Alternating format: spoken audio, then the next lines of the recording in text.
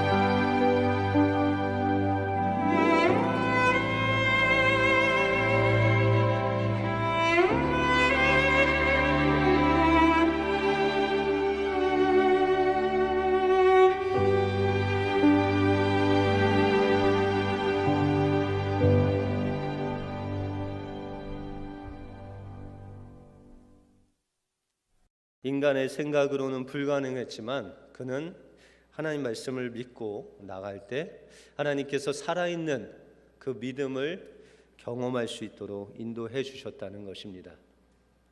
살아있는 믿음으로 사는 것은 바로 하나님의 말씀을 믿고 그 말씀을 이루실 하나님을 바라보고 사는 것입니다. 그럴 때 하나님의 말씀의 능력이 우리의 삶 속에서 살아있는 믿음으로 나타내게 된다는 것입니다. 그럼 주님이 주신 말씀의 역사를 뛰게 할 이 살아있는 믿음이 무엇이고 또 어떻게 사는 것이 살아있는 믿음으로 사는 것인지를 오늘 본문을 통해서 살펴보겠습니다. 먼저 이 살아있는 믿음의 실상은 바로 영원한 생명입니다. 오늘 본문은 우리가 흔히 이야기하는 믿음장이라고 하는 히브리서 11장입니다. 그런데 이 믿음의 장이라고 하는 이 11장은 믿음의 사람들이 어떻게 믿음으로 살아서 승리했는지를 계속 믿음으로 살았다라는 것을 보여주고 있습니다. 근데 히브리서 11장이 나오기 위해서는 히브리서 10장이 있어야 됐습니다. 그래서 히브리서 10장 32절에 보시면 전날에 너희가 빛을 받은 후에 고난의 큰 싸움을 견디어낸 것을 생각하라 라고 말씀하고 있습니다. 이 히브리 교인들이 하나님의 믿음으로 살기 위해서 그들이 그렇게 간절하게 몸부림치는 것은 그들에게 고난이 있었다는 것입니다. 근데 그 고난을 하나님께서 주신 믿음을 가지고 말씀을 붙잡고 나갔더니 하나님께서 믿음으로 이렇게 살게 하셨다라고 그렇게 말씀하고 있습니다. 어떤 사람은 예수 믿는다는 것 때문에 많은 사람들 앞에서 구경거리가 되고, 어떤 사람은 예수님 이름 부른 그 제목 하나 때문에 감옥에 갇혀서 평생을 감옥에서 보내는 일도 있었다는 것입니다. 그런데 안타까운 것은 이 고난을 이겨내지 못하고 예수님을 부인하고 하나님을 떠나는 그런 일들이 그들에게 있었다는 것입니다. 그 사람들을 향해서 이 히브리서 기자는 이야기하기를 히브리서 10장 37절과 38절에 보시면 잠깐 후면 오시리가 오시리니 지체하지 아니하시리라. 나의 의인은 오직 믿음으로 말미암아 살리라. 또한 뒤로 물러가면 내 마음이 그를 기뻐하지 아니하리라 라고 말씀하고 있습니다. 우리의 삶 속에 고난이 올 때 하나님께서는 우리에게 주신 말씀을 붙잡으라는 것입니다. 왜냐하면 주님께서 속히 우리에게 오신다는 것입니다. 그러므로 우리의 삶은 의인은 믿음으로 말미암아 사는 삶을 살아야 된다라고 말씀하시면서 39절에는 우리는 뒤로 물러가 멸망할 자가 아니요 오직 영혼을 구원함에 이르는 믿음을 가진 자다라고 말씀하고 있다는 것입니다. 다시 말해서 이 믿음이라는 것은 구원함에 이르는, 다시 말해서 영원한 생명을 받아 가지게 하는 믿음의 그 실상이 나는 것입니다. 그래서 오늘 본문 말씀 1절에 보시면 믿음은 바라는 것들의 실상이다 라고 말씀하고 있습니다. 여러분들 교회 다니는 생활을 왜 하십니까? 다시 말해서 교회 다니는 목적이 무엇입니까? 이 믿음의 목적 또한 영원한 생명을 얻는 것, 그것이 믿음의 목적이고 우리 신앙의 목적이라는 것입니다. 전도서 1장에 보시면 이 솔로몬이 아주 부귀영화를 다 누리고 난 후에 인생의 끝자락에 이르러서 그는 그 인생을 이렇게 고백하기를 모든 것이 헛되고 헛되니 해 아래 모든 것이 헛되도다라고 그렇게 고백합니다. 여러분들 솔로몬이 어떤 삶을 살았습니까? 그의 삶은 자신을 위해서 궁전을 짓고 또 하나님을 위해서는 성전을 짓고 또 또한 그 수많은 은과 금과 그 부귀영화를 다 누렸던 사람이 바로 이 솔로몬입니다. 그가 가졌던 것은 정말 사람들이 가지기에 참 부러워하는 그 모든 것들을 가지고 살았던 그 솔로몬이 그 인생의 끝자락에서 고백하기를 헛되고 헛되니 모든 것이 헛되다라고 그렇게 고백하고 있다는 것입니다. 이 세상의 것들, 우리가 소유하고 우리가 가지고 있는 그 모든 것들은 풀과 같이 없어질 것입니다. 그러나 솔로몬이 고백하기를 영원히 남아 있는 것이 있는데 그것이 생명의 말씀이라는 것입니다. 그의 아버지를 통해서 어머니를 통해서 하나님께서 주신 그 말씀만이 영원한 생명을 주는 변함없는 하나님의 말씀이다라고 그렇게 말씀하고 있다는 것입니다. 다시 말해서 솔로몬은 뒤늦게 깨닫기를 내가 그 부귀영화를 잡고 사는 것이 아니라 오직 하나님의 말씀만이 변함없는 나의 생명이다라고 고백하고 있다는 것입니다. 이스라엘 백성들이 가나안 땅에 이제 들어가서 하나님의 명령에 따라 이 가나안 땅을 정복했습니다. 그리고 이제 여호수아가 나이가 들어서 이제 은퇴할 쯤에 그는 이스라엘 백성들을 모아놓고 이야기하기를 이제 우리가 하나님께서 명령하셔서 가나안 땅에 들어왔는데 이곳에 남은 기업들이 아직 있다는 것입니다. 정복하지 못한 기업들이 있는데 너희들이 그것을 차지하라라고 그렇게 이야기를 합니다. 그런데 이 여호수아가 그 지파들에게 남은 땅들을 분배하는 데 있어서 고민이 있었습니다. 그 고민은 바로 헤브론 땅이었습니다. 여러분들, 헤브론 땅은 이 다윗이 하나님 나라를 세운 하나님의 임재가 있는 곳이고 또한 하나님께서 약속의 땅으로 주신 땅이 바로 이 헤브론 땅입니다. 그래서 아브라함이 이 헤브론 땅에서 거하는 그런 삶을 살았습니다. 그런데 지금은 그 헤브론 땅이 우리가 잘 아는 골리앗과 같은 아낙 자손, 거인들이 사는 그런 곳이 되었습니다. 그래서 인간의 힘으로는 도저히 정복할 수 없는 그런 땅이 되고 말았다는 것입니다. 그런데 갈렙이 터벅터벅 나오더니 당당하게 내가 그 땅을 소유하겠다. 그 땅은 하나님께서 내게 주신 땅이다라고 그렇게 선포하고 있다는 것입니다. 여러분들, 갈렙이 이 당시 나이가 몇 살이었습니까? 85세였습니다. 나이가 늙고 힘이 없어서 그 헤브론 땅을 정복하기에는 역부족이었습니다. 그런데 이 갈렙이 이렇게 당당히 나갈 수 있었던 것은 그 로라가 하나님 말씀 붙잡고 나간 것 같이 하나님께서 그에게 주셨던 하나님의 말씀이 그 마음속에 뜨겁게 역사되고 있었기 때문입니다. 여호수아서 14장 9절에 보시면 그날에 모세가 맹세하여 가로되 내가 나의 하나님 여호와를 온전히 좇았은즉 내 발로 밟는 땅은 영영이 너와 내 자손의 기업이 되리라라고 분명히 모세를 통해서 갈렙에게 말씀하신 말씀이 있었다는 것입니다. 이 갈렙이 밟았던 그 헤브론 땅을 하나님께서는 맹세하시기를 내가 밟는 그 땅을 너에게 줄 것이다 약속하셨다는 것입니다. 그 약속 붙잡고 하나님이 함께 하시면 내가 할 수 있다는 것입니다. 능력 주시는 자 안에서 하나님의 모든 그 능력을 가지고 할 수 있다는 그 갈렙의 고백을 통해서 그와 또한 유다 자손들이 그 헤브론 땅을 정복하는 놀라운 역사를 이루게 되었다는 것입니다. 하나님은 지금도 우리에게 이 살아있는 믿음을 가지고 하나님의 말씀 붙잡고 살라고 하십니다. 그럴 때 우리는 하나님 말씀 붙잡고 살아있는 믿음 가지고 살아갈 때 하나님의 놀라운 그 말씀의 역사를 체험하는 살아있는 믿음으로 사는 하나님의 사람들이 될 것입니다. 오늘도 믿음으로 하나님 말씀 붙잡고 믿음으로 나가심으로 하나님께서 주시는 영원한 생명을 소유하시는 여러분들의 삶이 되시길 바랍니다.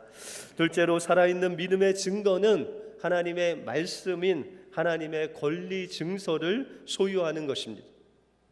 우리가 1절 하반부에 보시면 믿음은 보이지 않는 것들의 증거라라고 말씀하셨습니다. 그런데 여기서 증거라는 뜻에는 권리 증서라는 뜻이 있습니다. 제가 교육전도사로 섬기던 교회도 교회를 성전 건축을 하는데 잠시 임시 거처가 필요했습니다. 근데 그 학원을 빌려서 이제 쓰는데 그곳에는 사람만이 아닌 쥐도 살고 바퀴벌레도 살고 뭐 이렇게 좀 허름한 곳이었습니다. 근데 성도들의 얼굴을 보면 그렇게 기뻐할 수가 없어요. 그래서 왜 그러나 했더니 조금만 기다리면 이제 완공될 성전에 들어가기 때문에 그 마음이 슬프지 아니하고 뭐 허름한데 뭐 쥐가 나와도 그냥 기쁨으로 신앙생활 하는 것을 보았습니다. 여러분들, 우리가 사는 이곳은 그냥 임시로 사는 곳이고 우리가 입주해야 할 곳은 저 하나님께서 예비하신 천국에 있다는 것입니다. 근데 그 천국에 들어갈 수 있는 권리 증서가 그 계약서, 하나님의 말씀이 있는 권리 증서를 하나님께서 선물로 여러분들에게 주셨다는 거예요. 그것이 바로 믿음이라는 것입니다. 그리고 믿음이고, 여러분들 천국 가면 잔금을 치르셔야 되잖아요. 그 잔금은요, 여러분들 인내예요. 끝까지 인내하면 잔금도 필요 없이 하나님께서 그 천국의 그 영원한 집을 여러분들에게 주시는 것입니다. 이 아브라함이 가나안 땅에 하나님께서 인도하셨는데 그곳에 가봤더니 하나님께서 예비하신 천국 같은 곳이어야 되는데 뭐 집도 없고 땅도 없고 먹을 것도 없고 심지어는 다른 족속들이 살고 있는 그 모습을 보았습니다. 그럼에도 불구하고 하나님께서 주신 권리 증서 하나 가지고, 믿음 가지고 그 권리 증서에 써 있는 하나님 말씀 붙잡고 그가 그 가나안 땅에서 인내로 버티어냈어요. 그랬을 때 하나님께서는 이 아브라함을 통해서 하나님의 나라가 세워지는 놀라운 역사를 아브라함을 통해서 믿음의 조상이 되게 하시고 하나님의 영광을 드러나게 하셨다는 것입니다.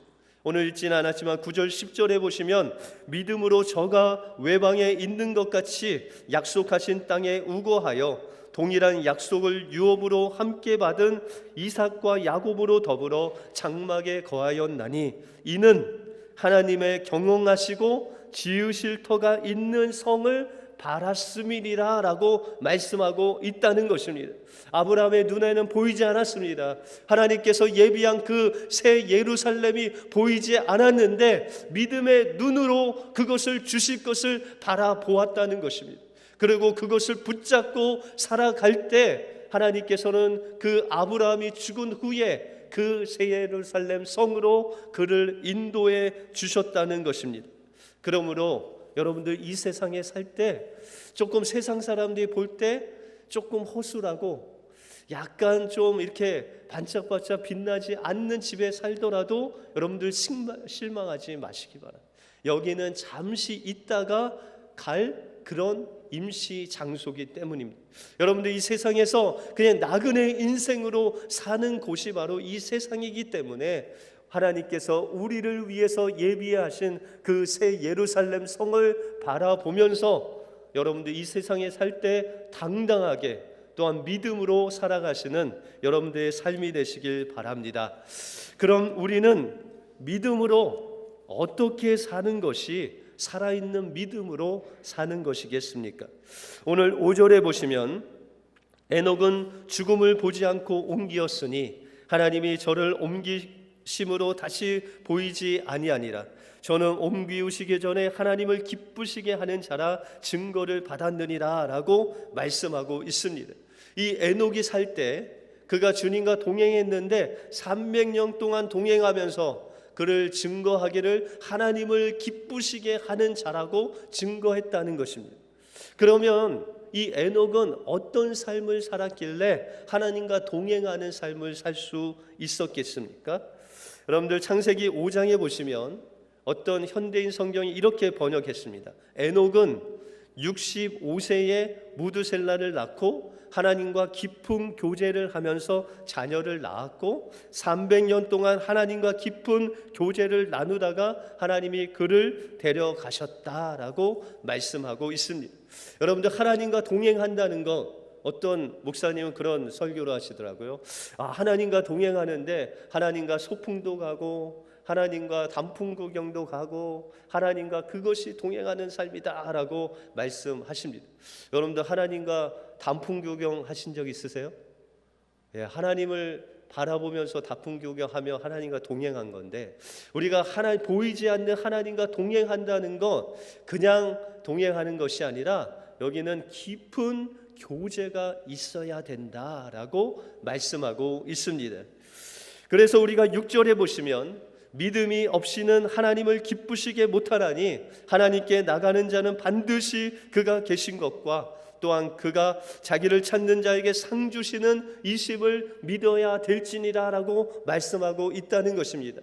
이 에녹이 하나님과 깊은 교제를 하고 하나님을 기쁘시게 하는 그 삶을 살았는데 두 가지입니다. 첫 번째는 하나님이 계신 것을 믿은 것입니다.